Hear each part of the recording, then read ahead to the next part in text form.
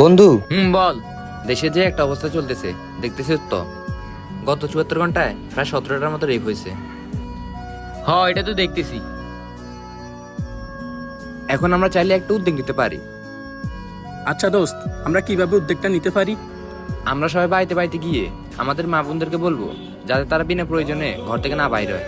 এবং স্কুল ছুটি দিলে মেয়েরা যতক্ষণ না পর্যন্ত ঘরে যাবে ততক্ষণ পর্যন্ত আমরা পাহারা দিব রাস্তাঘাটে। আচ্ছা, আমরা এই কজনে তো হবে না, আমরা এলাকার সবাই মিলে এই উদ্যোগটা নিই। আচ্ছা চল, আমরা ওদেরকে গিয়ে বলি আমাদের সাথে অ্যাড হইতে।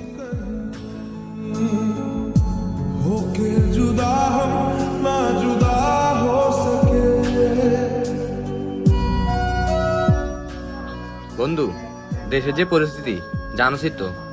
এখন এই পরিস্থিতি মোকাবেলা করার জন্য আমরা একটা উদ্যোগ নিয়েছি যে আমরা সবার বাড়িতে বাড়িতে গিয়ে মা বোনদেরকে বলবো যাতে তারা বিনা প্রয়োজনে ঘর থেকে না বাইর হয়। এবং স্কুল ছুটি হওয়ার পর মেয়েরা বাড়িতে আসা পর্যন্ত আমরা তাদেরকে পাহারা দিব। এখন তোরা কি বলস? আমরা যে উদ্যোগটা নিছি, তোরা কি আমাদের সাথে থাকবি? আরে দূর, এগুলোর জন্য দেশে পুলিশ আছে, সরকার আছে, এগুলোতে আমরা যাওয়ার কি দরকার? তাই বলে কি আমাদের কোনো দায়িত্ব নাই? আরে ভাই, তোদের দায়িত্বে তোরা যা, তো আমাদের মা বোনদের কিছু হবে না, তোদের কাজে তোরা যা। চল বন্ধু, এরা আমাদের কথা শুনবে না। যখন এদের মা বোনদের কিছু হবে তখন বুঝবে। চল।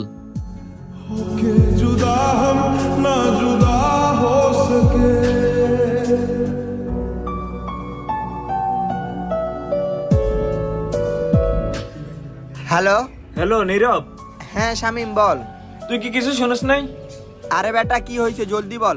আজকে তোর বোন না স্কুল থেকে আসার সময় রাস্তা দর্শিত হয়েছে। কি কি রে বন্ধু, কি হয়েছে?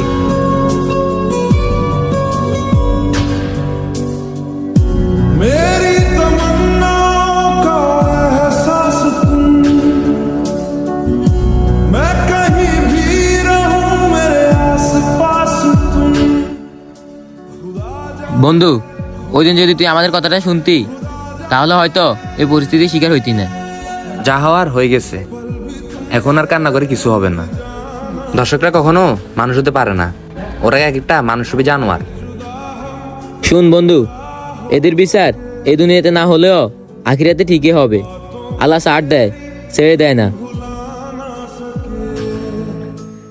দেশের এই খারাপ অবস্থায় আমাদের সবার উচিত নিজের মা বোনদেরকে নিরাপত্তা দেওয়া।